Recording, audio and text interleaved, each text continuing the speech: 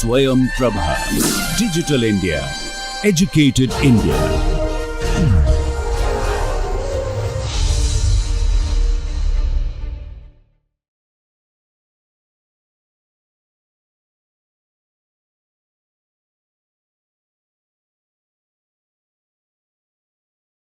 Yeah, let's resume. So things became very abstract at the end and your eyes glossed over. So now let's go back and see what happened. So here, each of the good configurations, how many are there? Six good configurations, is a distance 1 away from exactly one bad configuration. And what is the strategy? The strategy is that any player, if he sees that the other two players have the same color, he guesses the opposite color. So I want to generalize this for general values of n. Okay. So I want to first define a certain set and then define a strategy based on this set. So that is the approach that I'm going to take. Okay. So this set is the set of good configurations.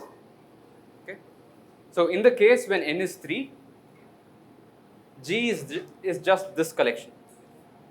1, 2, 3, 4, 5, 6.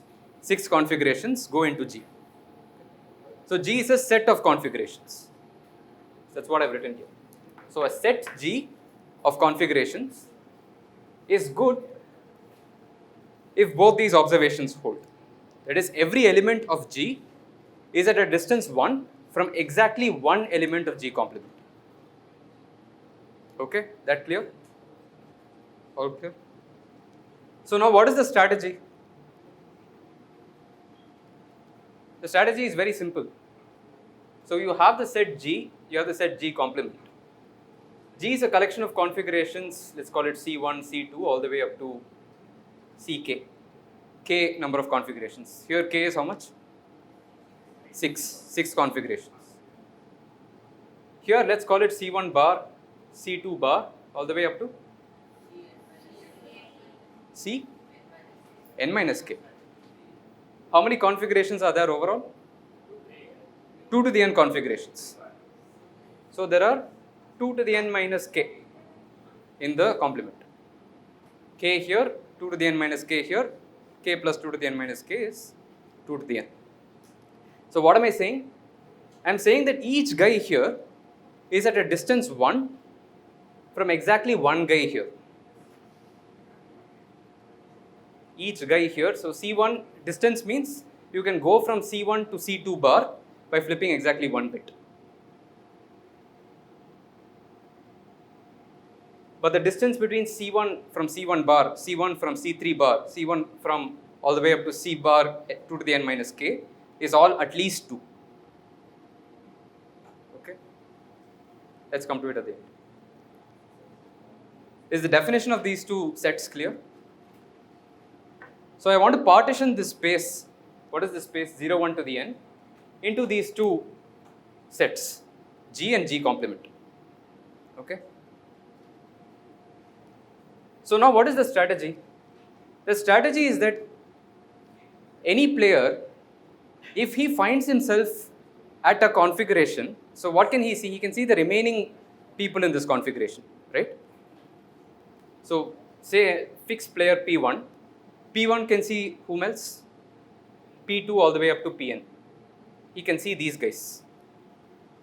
So he knows, he doesn't know his own value, but he knows some partial information about the configuration that the entire collection is on. What does he know? Let's call this C prime. Okay, C prime is P2 all the way up to Pn. So P1 comma C prime is going to be the configuration of the system. Right? It's going to take only one of two values, 0 comma C prime or 1 comma C prime. Right? Because P1 can take only one of two values, 0 or 1.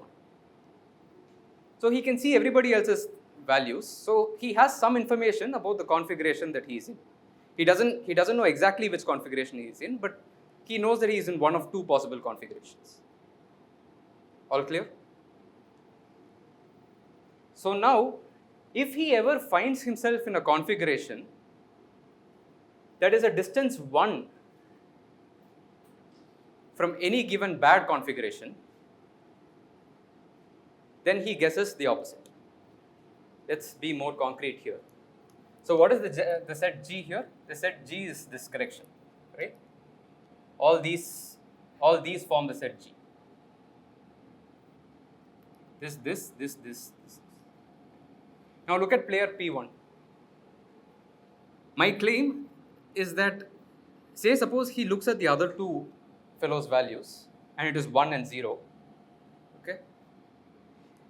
If he knows that he is at a distance 1 from any other bad configuration, then he guesses the opposite of that value.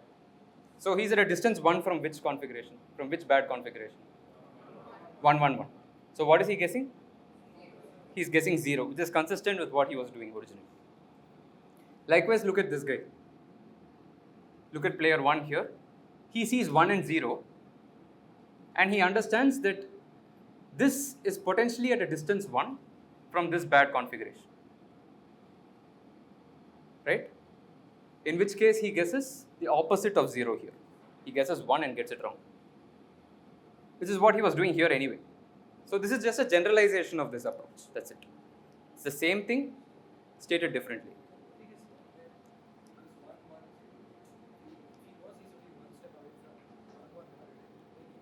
He guesses the opposite of this.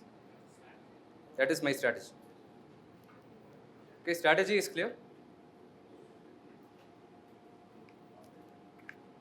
So what is the goal at the end of the day? What is my success probability? No, that is what I want to show. What is my success probability given a set G?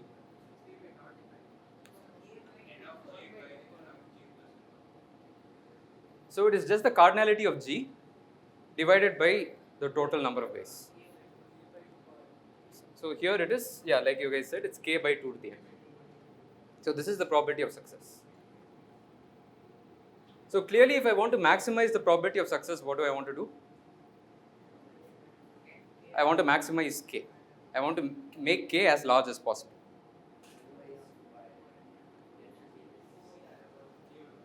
N is fixed. Okay. So as it happens, there is exactly one solution to this problem. Okay. There is exactly one collection of good configurations that ensures that both of these conditions hold for any given value of n, for suitable values of n. Okay. So one restriction that I want to say is that I am looking at values of n of the form 2 to the r minus 1. Okay. So I am looking at values of n that look like 3 or 7 or 15 or 31 and so on, 63, so on.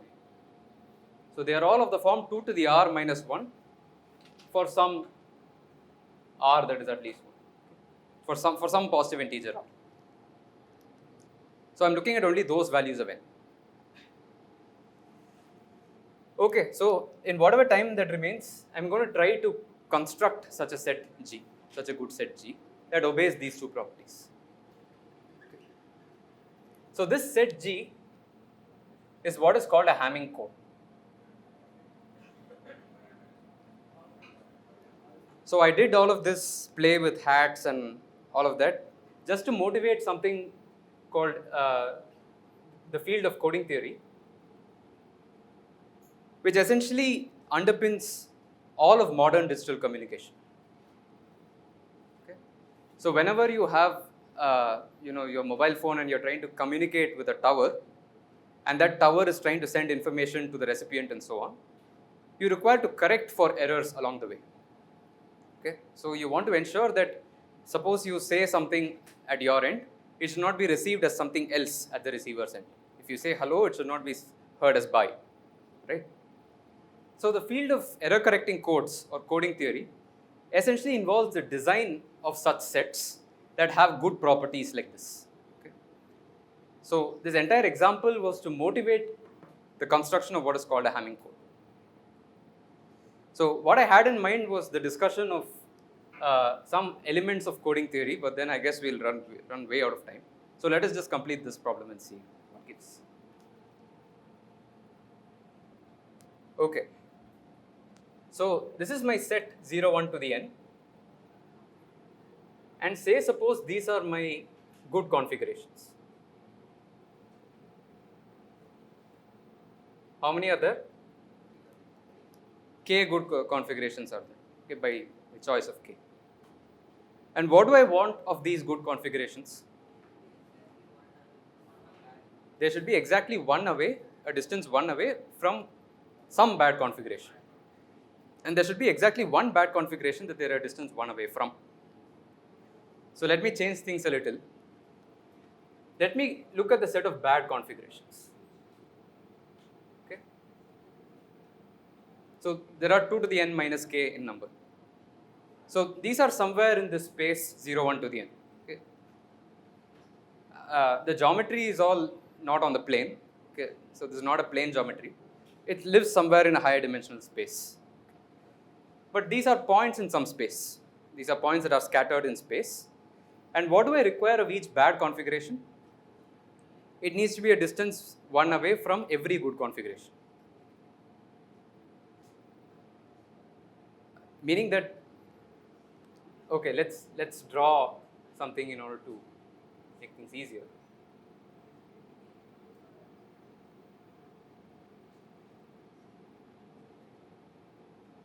So these are balls of radius 1 that I am drawing about every bad configuration. You're not able to see? Change the marker. Is it a marker issue or a light issue? Now better? So these are bad configurations, right? And I'm drawing a ball of radius 1 around each of these bad configurations. What does ball of radius 1 mean in this space? I'm collecting all those elements that are a distance of at most 1 bit away from this given element. For example, suppose my C1 bar is 0, 0, 0, 0, 0, 0. What is the ball of radius 1 around C1 bar? What all elements does it contain? It contains this guy because the distance of at most 1. Okay. What else does it contain?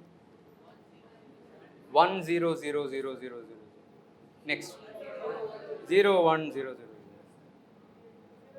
All the way up to 0, 0, 0, 0, 1. Last element is 1. So this is a ball having how many elements?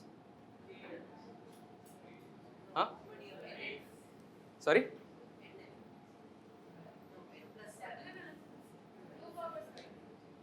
Each ball has how many elements?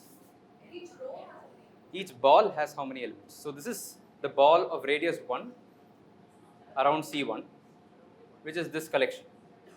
How many elements are there in this collection? 14.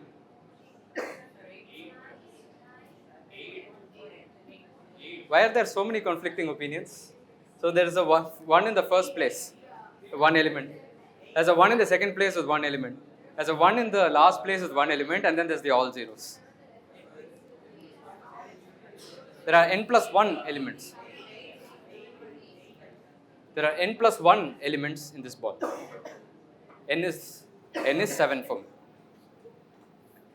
So each ball is of radius n plus, is of size n plus 1. So there are n plus 1 elements in every ball.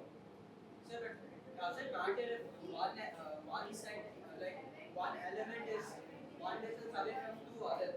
Will it? I'm constructing such a set. Sir, but like, does it necessarily need to be one away from one set? I'm constructing such a set that obeys these two properties. I wanted to obey those two properties. Then two balls can't have any common space. Can you see that? So suppose I construct balls in this way, 2 balls can't intersect. Because if they do, there'll be some element that sits in both of these balls that is at a distance 1 from 2 elements, from 2 bad configurations. That is not allowed. So for example, if you have 2 balls that intersect non-trivially, you have some element here. This is at a distance at most 1 from this bad configuration. It is at a distance at most 1 from this other bad configuration, and I don't allow for that. My bad configurations don't allow for that. Okay? So these balls don't intersect. Furthermore, these balls cover the whole space 0, 1 to the n. Why is that true? It's because whatever remains in these gaps, are there any gaps? There seem to be gaps because of the way I'm drawing it, but in truth there are no gaps. Because these are not balls that look like this, they are balls in some other geometry. So the collection of all of these n plus 1, n plus 1, n plus 1 elements covers the full set 0, 1 to the n. Because every good configuration has to lie in some ball. It has to be at a radius, it has to be at a distance 1 from some bad configuration. Okay? So what does that tell us about the size of the bad configurations? So I have all of these balls. There are n plus 1 elements in each ball. How many balls are there?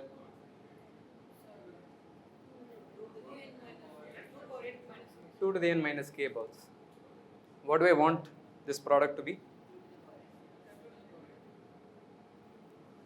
Okay. So now let us solve for k. Okay. If you solve for k, you will get that k is 2 to the n over n plus 1. Sorry, k is 2 to the n times n by n plus 1. I mean, just move things around and then you will see that this is true. Very interesting, no? Because what am I scoping for at the end of the day? I am looking for k over 2 to the n. And k over 2 to the n then comes out to be n by n plus 1.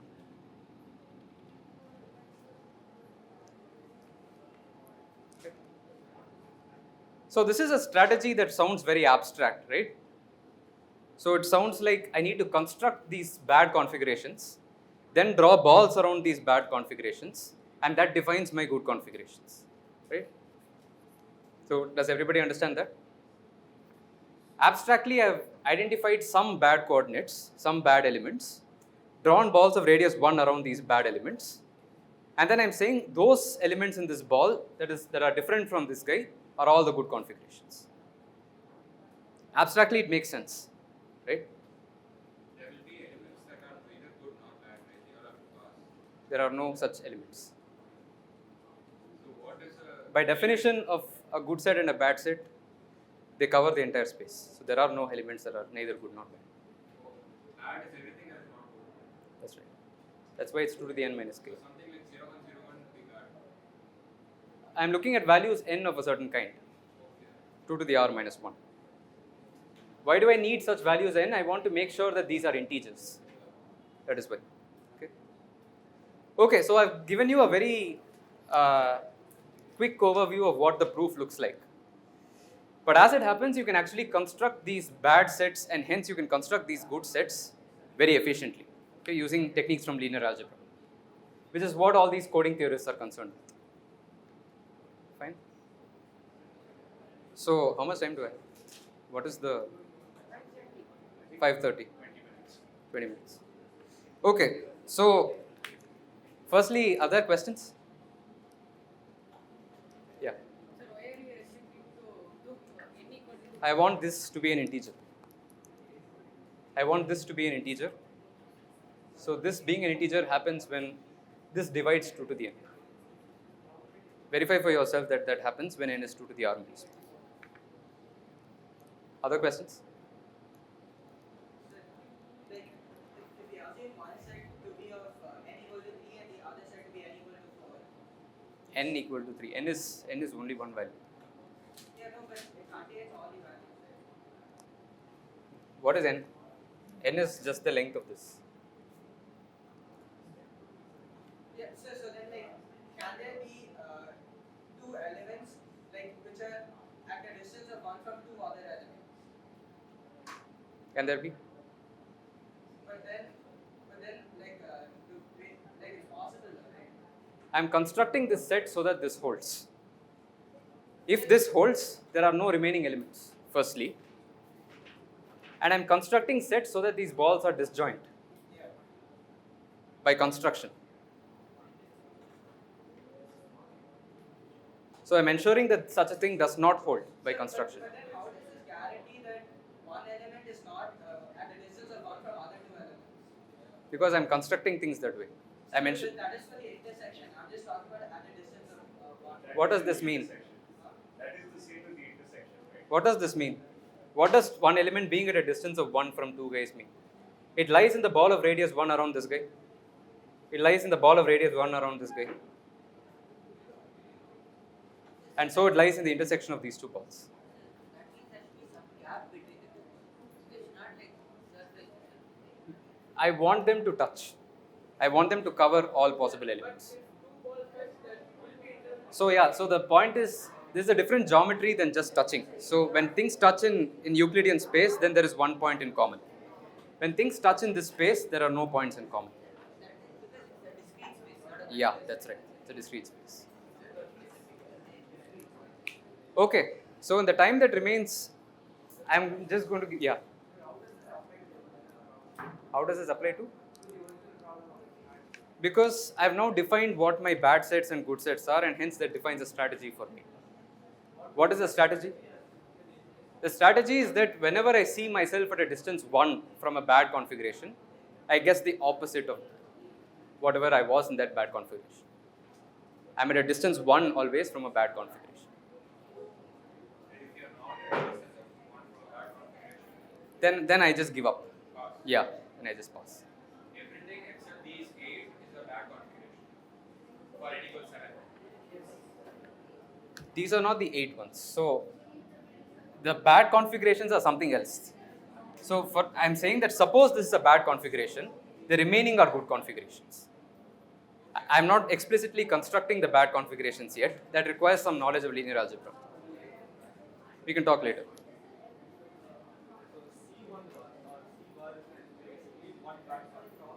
Yes.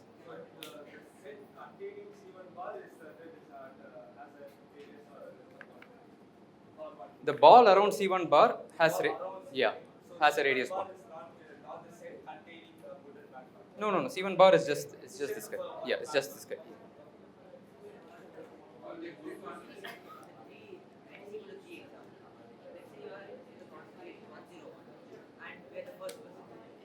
Then you pass because you're. Yeah. This strategy only applies when you are the odd one present, right? Yeah. Okay, so I don't plan to take general questions on this anymore. My plan is to kind of segue to what these imply for error correcting codes. Okay. So in the time that remains, I'm just going to give you a high level overview of this field, and then we'll see if you guys are interested at the end of it. Please do come talk to me. I mean, this is a field that is fairly mature. Okay, so the science of digital communications is fairly mature, but there are still many open problems, mathematical open problems that remain in this field. Okay, so let me give you a sketch of what problems are being solved in this field.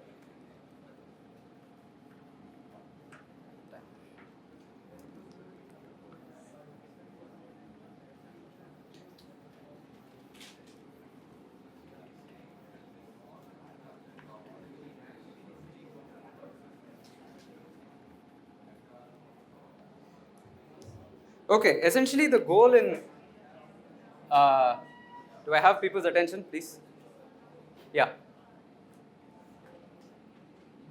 So all I'm trying to do is to give you the general setup of the digital communication problem and where codes feature in all of this. So what is the task in communication? The task is to convey messages from one point to another. Okay. So I have a message at hand, I want some other person to receive it, and I want that person to receive this message correctly. So that is the overarching goal of digital communications, right? So this field was originally started in a seminal paper by Shannon circa 1948, where he captured the bare essence of whatever constitutes the many different tasks that underlie communication into one simple diagram. And this diagram looks like this. I have a message M that I want to transmit. So think of a message M as being some integer you want to transmit. For example, you may want to say one of one of three different things: hello, hi, and bye. Right? So this is my collection of possible messages. Right? And my specific message M that I choose here is one of these three guys. Right? So the goal in communication is to convey this message through a noisy channel, through a noisy medium. Okay. So what this medium does is it corrupts this message in some way. Okay. And so I want to design communication strategies very similar to our HAT strategies in order to combat noise in the system. That is the name of the game. And the way people do it is as follows. So you have a message that you want to transmit. I first encode it into something that I call a code word. So this is called a code word. And I transmit this code word across a noisy medium. So what does this code word look like? This code word is some element of 0, 1 to the n, much like a configuration of the n players that we had. Okay. A code word is some n-length binary tuple. I'm transmitting this through a noisy medium, and I want to recover the original message. Right? So I have an encoder, I need to have a decoder, and it produces an estimate of the original message. Okay. Original message is M. The decoder produces some estimate M hat. And this is some received sequence that it operates on. Okay. So to give you a concrete example, suppose my code word is this. Okay. This is my code word. This is an n-length binary tuple where n is, I'll tell you what it is. N is 5 here, right? So this is a tuple of length 5. I transmit this through a noisy medium where this medium is going to flip bits at random. Okay. So for example, this is my code word, but what I receive, which is what I call Y, is some corrupted version of this code word. For example, it can be some vector at a distance 1 from this transmitted word. Distance 1 is something that we have seen here also, same notion of distance. And then my goal is to ensure that the decoder, when operating on this received sequence Y, returns the original message, returns the original code word C. So that is the end game. So communication theorists spent about 70 years trying to solve this problem. And what is the problem that they are trying to solve? They want to ensure that the probability that M hat equals M is high. So this is the problem that they are trying to solve. It is very similar to the original problem that we are trying to solve here, right? We are trying to ensure the probability of successful decoding of whatever information is encoded in the configuration is high. We want this K to be high. So we want this probability of successful decoding to be high, but at the same time, I want to transmit as much information as possible. For example, I can always decode with high probability if I send nothing, right? So if both the encoder and the decoder know that I'm sending nothing, then they have nothing to do, and the probability that they get things correct is 1. But then I want to send information, right? I want to send a lot of information. So I also want to ensure that this set size is high. Okay. So this is the overarching goal of error control coding. So there are many words for this. Some people call this information theory. Some people call this the design of codes or coding theory. And these two fields have ramifications in all of modern information science, including machine learning, hypothesis testing, statistics, and it draws tools from statistics and so on.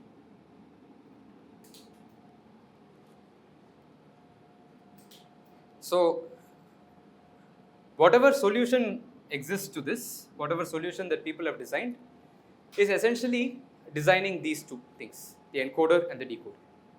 Okay, so they want to design an encoder and design a decoder for that encoder that ensures that these two hold. Okay, so that is the overarching goal of coding theory. And it has many success stories. The first and most important is the invention of the internet. Okay, so you want to ensure that packets get from one place to another, resisting dropping of packets. So when a router transmits packets to another router, there is a potential for these packets to get dropped. Okay, so they get dropped randomly. Some of these just get erased. And the goal is essentially, I want to ensure that even if packets get dropped or erased, I'm able to identify what the original message is with high probability. Okay, so other success stories include space communication, deep space communication. That is, an important success story is the Voyager mission that went to Jupiter and started taking photos of Jupiter and wanted to send it back to Earth. Okay. It's a long way to send information across, and you want to ensure that the pictures that are sent are recovered back here with high fidelity.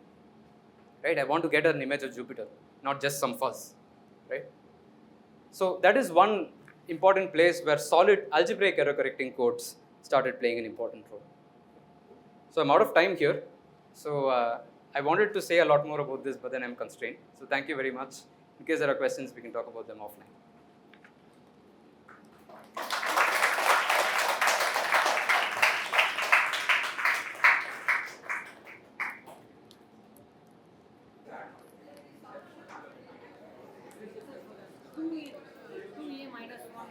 For n equal to 2a minus 1, we can apply this strategy.